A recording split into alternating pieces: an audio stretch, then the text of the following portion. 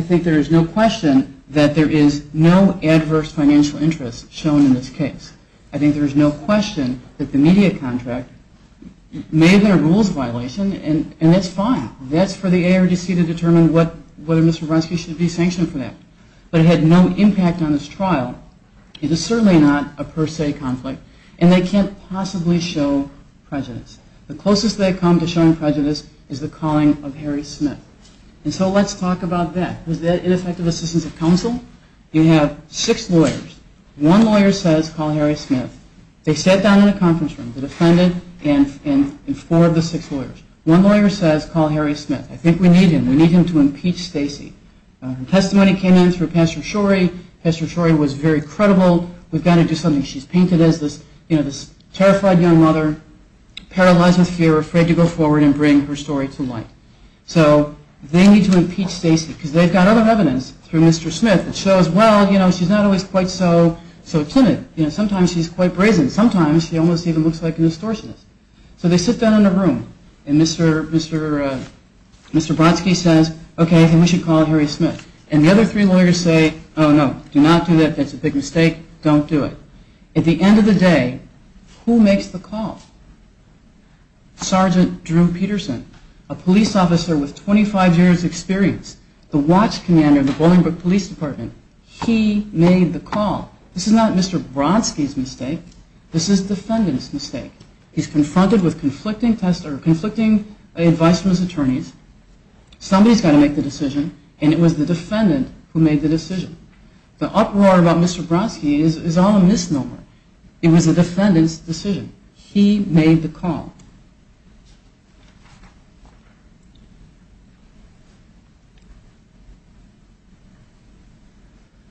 I would also point out that Mr. Smith's testimony was not all that prejudicial to the defendant. It was not prejudicial at all. The testimony from Mr. Smith was that Stacy thought that the defendant killed Kathleen. And Pastor Shorey had already testified to that. It was already in front of the jury. The state had brought its case full circle long before Mr. Smith ever took the stand. So there was no prejudice from that call. As far as the attorney-client privilege is concerned, the defendant called Mr. Smith at trial.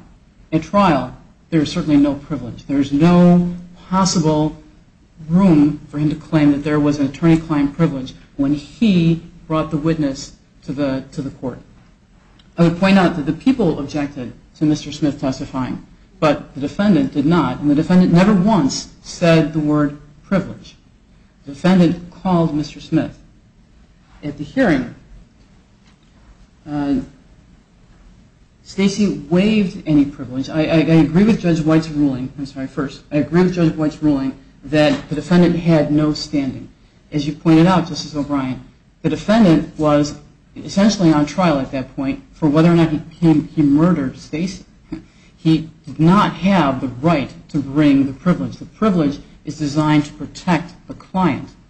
And here we have the client's purported murderer trying to hide behind her privilege. Instead of protecting her, he wanted that privilege to protect him, the person who was being tried, or being, at least by preponderance of the evidence, for her murder.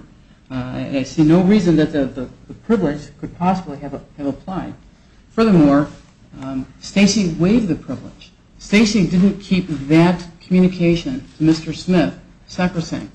She told the same thing to Pastor Shorey and the same thing to Scott Rosetto. So the same evidence had come out other places. In his reply brief, the defense says that the state cites no authority for the fact that there can be a waiver of the privilege. In fact, we did cite authority.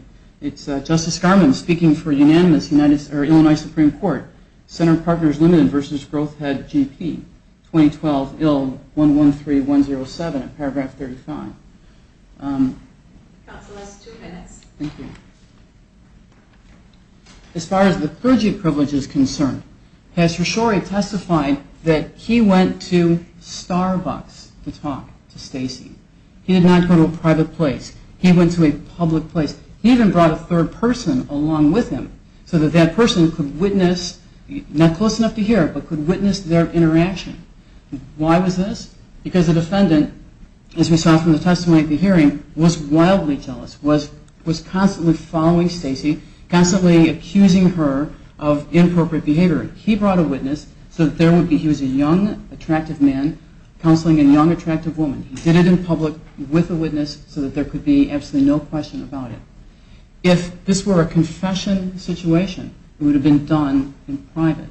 Furthermore, Stacy did not confess. Stacy was not a penitent. She did not suggest some moral culpability on her part. She said, "I'm afraid. My husband is a murderer. I'm afraid." That's what she said during that conversation. This was not a penitent situation. So he did not invoke the privilege because there was no reason to invoke the privilege. Rather, when he heard that she was missing, he followed his conscience, came forward and said, I have information that could shed some light on what happened to her. He did not invoke the privilege. So it was controlled by the case People v. Dirks, where the Baptist minister also came forward with the information. There was no privilege here.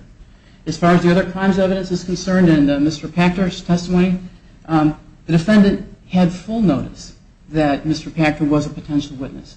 I realize that people made a mistake and did not put him on their list of witnesses, but Mr. Pachter testified at the hearing in 2010, and we know that the defense at least anticipated something on Mr. Pachter because during the opening argument, when the first mention of the $25,000 came out, the defense objected before the state could even finish that sentence. The defense jumped up, objected, claimed, well, we need a mistrial about the whole thing. They knew about that testimony. They knew it was potentially coming in. They knew that the state had possibly made a mistake. They knew. Counsel's time. If I could just finish this point. Right. Thank you. And so the people filed their motion to admit Mr. Pachter's testimony on August 2. On August 14, the defendant responded. On August 17th, the court granted the motion, and on August 22, Mr. Pachter testified. The point is, the defense had plenty of notice that Mr. Pachter's testimony was coming in. It was not 5 days. It was more than that. They're certainly on notice from August 2, constructive notice from August 2, and from the time of the court's ruling on August 17th, they had absolute actual notice. And so, in conclusion, it's our position that for these reasons and all the reasons set forth in our brief, we're asking this court to affirm the defendant's conviction and sentence for the first-degree homicide of Kathleen Sutherland. Thank you, Ms. Chuck. Thank you.